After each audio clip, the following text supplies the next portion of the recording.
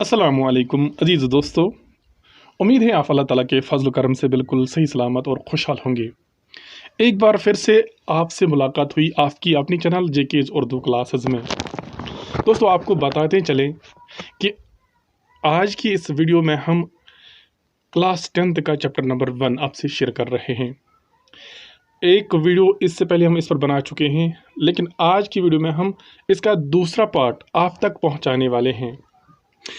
तो आज की वीडियो शुरू करने से पहले आपसे यही गुजारिश करते हैं, अगर अभी तक आपने हमारे चैनल को सब्सक्राइब नहीं किया है या आप हमारे चैनल पर नए हैं तो सबसे पहले हमारे चैनल को सब्सक्राइब करें, हमारे वीडियोस को लाइक और शेयर करना ना भूलें।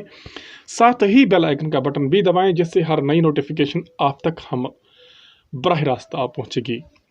दोस्तों, आपसे यही गुजारिश करते हैं कि आप हमारे साथ बने रहिए। आपके उर्दू का एक एक कॉन्सेप्ट, एक एक टॉपिक हम क्लियर करने वाले हैं और आपका पूरा कॉन्सेप्ट क्लियर होगा। शर्त है कि अगर आप हमारी वीडियोस रोज़ाना देखोगे और हमारे चैनल को आप ज़्यादा से ज़्यादा प्रमोट करने की कोशिश करोगे, जिससे बाकी जो तलबा है उनको भी फ़ायदा पहुँचे। तो आज की वीडियो में हम क्या बात कर रहे हैं, सबसे पहले हम देखते हैं कल क्या हमने जाना। कल हमने ये पढ़ा कि चौथा दरवेश जो होता है वो चैन के बादशाह का बेटा होता है। वो अपनी जो सफ़र, अपना जो सैर है और अपनी कहानी खुद बयान करता है। अपनी कहानी बयान करते हुए वो कहता है कि उसका जो वालिद था, यानी चैन का बादशाह जो था, वो अपने इंतकाल से पहले अपने छोटे भाई को अपने पास बुलाकर उससे वसीयत करता है। अपने भाई को ये वसीयत करता है कि अब वो सल्तनत से किनारा पकड़ने वाला है, अब वो सल्तनत छोड़ने वाला है, क्योंकि अब उम्र हो चुकी है कि अब वो बादशाहत छोड़ने वाला है। लेकिन उसका कोई अपना वारिस नहीं था, लिहाजा उसका बेटा छोटा था। जब तक उसका बेटा बालिग हो जाए तब तक वो अपनी बादशाहत, अपनी सल्तनत अपने छोटे भाई से कहता है कि उसके सुपर्द करता है। और उससे दूसरी वसीयत ये भी करता है कि अपनी बेटी का निकाह मेरे बेटे यानी चौथे दरवेश से करना। और उसकी बेटी का नाम था रोशन अख्तर। इसके बाद कुछ मुद्दत बाद बादशाह का इंतकाल हो जाता है। बादशाह के इंतकाल के बाद जो शहज़ादा होता है उसकी परवरिश एक जनाना घर में, एक जनाना खाने में नौकरानियाँ करती थी। बड़े लाड़ प्यार से उसको पाला जाता था और तकरीबन 14 बरस तक शहज़ादा जनाना घर में रहता है। एक दिन क्या होता है, इत्तेफाकन एक दिन ऐसा होता है कि एक कनीज़, एक नौकरानी बिला वजह शहज़ादे के मुंह पर एक तमाचा मारती हैं, जिससे शहज़ादे के मुंह पर 5 उंगलियों के निशान लग जाता है। और शहज़ादा रोते रोते किसके पास आ जाता है, मुबारक के पास आ जाता है। शहज़ादा जब मुबारक के पास आ जाता है, मुबारक शहज़ादे को देखकर बहुत खुश होता है। मुबारक एक वफादार गुलाम होता है चैन के बादशाह का, यानी जो चौथा दरवेश था उनके बाप का मुबारक एक वफादार गुलाम होता है। तो मुबारक के पास जब शहज़ादा रोते रोते आता है तो मुबारक उसे देखकर बहुत खुश होता है। तो मुबारक शहज़ादे से कहता है कि आप बहुत बड़े हो चुके हो, अब मैं आपको बादशाह यानी चचा के पास ले जाने वाला हूँ। तो जब मुबारक शहज़ादे को उसके चचा के पास ले जाता है और चचा को बादशाह मगफूर की वसीयत याद दिलाता है, तो चचा क्या करता है, चचा बिलफौर नजूमियों को बुलाता है और रमालों को बुलाता है। नजूमी वो होते हैं जो सितारों का इल्म जानते हैं और रमाल वो होते हैं जो इल्म गैब जानते हैं। ये कदीम ज़माने का फ़लसफ़ा है।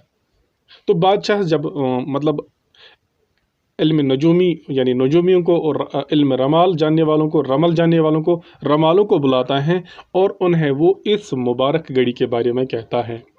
लेकिन जिस वक़्त बादशाह के दरबार में शहज़ादे को बुलाया जाता है, बादशाह के दरबारी बहुत खुश होते हैं, क्योंकि वो शहज़ादे को देखकर बहुत खुश होते हैं और आपस में गुफ्तगू करने लगते हैं कि अब शहज़ादा तख़्त संभालने वाला है और शहज़ादा अपने वालिद की तरह एक इंसाफ पसंद और रिआया परवर होगा। अब हमारे साथ इंसाफ होगा। ये बातें शहजादे का चचा यानी चौथे दरवेश का चचा अपनी कानों से सुन रहा है और उस पर ये बातें बहुत ही नागवार गुजरती है। लिहाजा इस वक्त वो नजूमियों को तो बुलाता है, रमालों को तो बुलाता है, शायद उनसे बात ऑलरेडी हो चुकी थी कि आप इस बात को टाल देना। इसीलिए क्या करते हैं नजूमी और रमाल, क्या करते हैं, उनका कहना होता है कि इस साल में कोई तारीख बिल्कुल दुरुस्त नहीं है जिस दिन इन दोनों का निकाह किया जाए। निकाह किन का करना है? निकाह करना है रोशन अख्तर और चौथे दरवेश शहजादे का। और नजूमी जो थे और रमाल जो थे वो बिल्कुल इसके बरअक्स थे, वो इस पर राजी ना हुए, कहा कि ये सारा साल क्या है, ये सारा साल मनहूस है, इसलिए यह मुबारक काम अगले साल में अंजाम दिया जा सकता है, इस काम को अगले साल अंजाम दिया जाएगा। तो शहजादी को वापस कहाँ बुलाया रखा जाता है? फिर से उसको ज़नाना घर भेजा जाता है। और कुछ ही दिनों के बाद जो चचा होता है शहजादी का, वो मुबारक को एक तखलिया जात में तन्हाई में बुलाकर उससे क्या कहता है कि आपको मैं मुँह मांगी इनाम देता हूँ। इनाम किस बात का देता हूँ? कि आपको शहजादा कत्ल करना होगा, शहजादी का कत्ल कर रहा हूँ, क्योंकि वो मेरी बादशाहत में एक दीवार बनकर खड़ा हो चुका है। क्योंकि मुबारक एक वफादार गुलाम था। जो ही मुबारक ने ये बातें सुनी तो मुबारक को बहुत ही नागवार गुजरी और मुबारक ने उसे हामी भर दी कि बिल्कुल ऐसा मैं करता हूँ। चंद ही दिनों के बाद जब वो शहजादे के पास गया, शहजादे के पास जब जाने लगा तो शहजादे के पास पहुँचते ही मुबारक रोने लगा। जब शहजादा वजह पूछता है तो शहजादा क्या कहता है? आपका चचा आपसे बादशाहत छीनना चाहता है और आपको मारना चाहता है, इसलिए मैं रोता हूँ कि ये काम मुझे करना है। इस पर मुझे और अफसोस है कि आपको मारा जाता है, आपकी बादशाहत आपसे छीनी जाती है और ये काम मुझे सौंपा गया। कहते हैं शहजादा बहुत परेशान होता है और वो अपनी जान की सलामती चाहता है। अब शहजादा परेशान होकर मुबारक से कहता है कि अब क्या होगा मेरे साथ? मुझे अपनी जान ही बच जाए तो मुझे सल्तनत, मुझे रोशन अख्तर बिल्कुल भी नहीं चाहिए। अगर मेरी जान सलामत है, अगर मैं जिंदा हूं तो सब कुछ मुझे मिल सकता है। तो इसके बाद मुबारक इसे दिलासा देते हैं। दिलासा देने के बाद एक तरकीब सोचते हैं। मुबारक को एक तरकीब आ जाती है तो जो वो शहजादे के साथ शेयर करता है कि उसके पास एक तरकीब है कि अगर वो इस तरकीब पर अमल करेंगे, एक तो शहजादे की जान भी बच सकती है और शहजादे को अपनी बादशाहत, अपना मकसद भी हासिल हो सकता है। ये तरकीब मुबारक शहजादे से कहता है। तो शहजादा इस पर हामी भरता है कि शहजादा चूँकि मजबूर होता है, मजलूम होता है। शहजादे का चचा बिल्कुल अबू जहल की तरह होता है। जिस तरह अबू जहल ने प्यारे नबी सल्लल्लाहु अलैहि वसल्लम पर तरह तरह के जुल्म व सितम किए थे, इसी तरह शहजादे का चचा शहजादे पर तरह तरह के जुल्म व सितम करता है और उससे इसलिए शहजादे के चचे को बजाय अबू जहल करार दिया जाता है। लिहाजा शहजादे का चचा शहजादे को मारना चाहता था।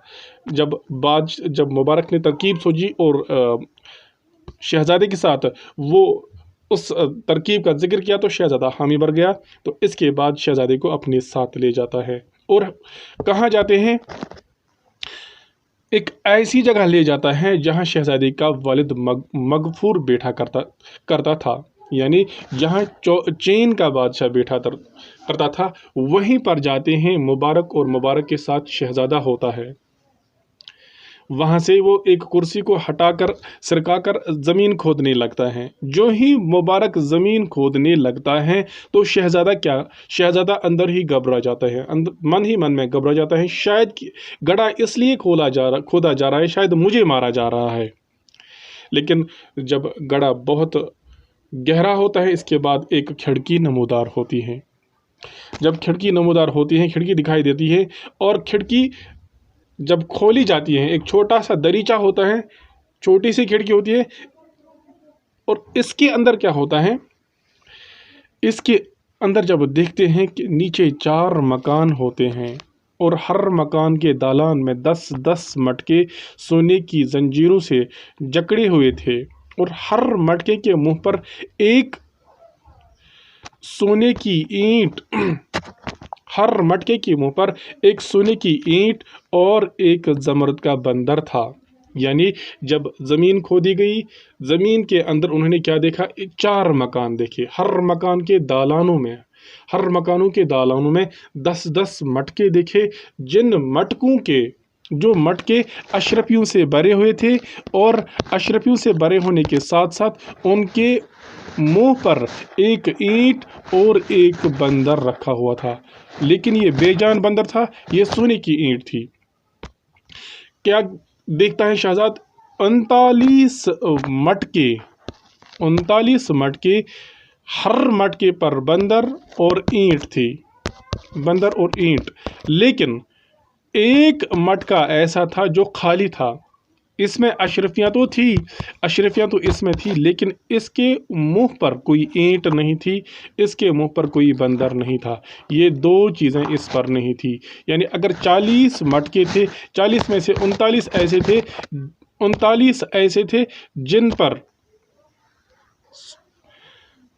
ईंट और बंदर था, एक मटके का मुंह खुला हुआ था। तो साथ ही क्या देखता है, साथ ही शहजादा देखता है कि वहाँ एक हाउस, एक तालाब था, और इस हाउस में क्या था, जो हीरे और जवाहिरात से भरा पड़ा था। ये मंजर शहजादा अपनी आंखों से देखता है। कहाँ देखता है शहजादा? ये मंजर शहजादा ज़मीन के अंदर अपनी आंखों से देखता है। शहजादा ये चीज़ें देखकर हैरान हो जाता है, और हैरानी के आलम में शहजादा मुबारक से क्या पूछता है, उसका जिक्र हम आने वाली वीडियो में आपके साथ करने वाले हैं। आज की वीडियो में इतना काफ़ी है।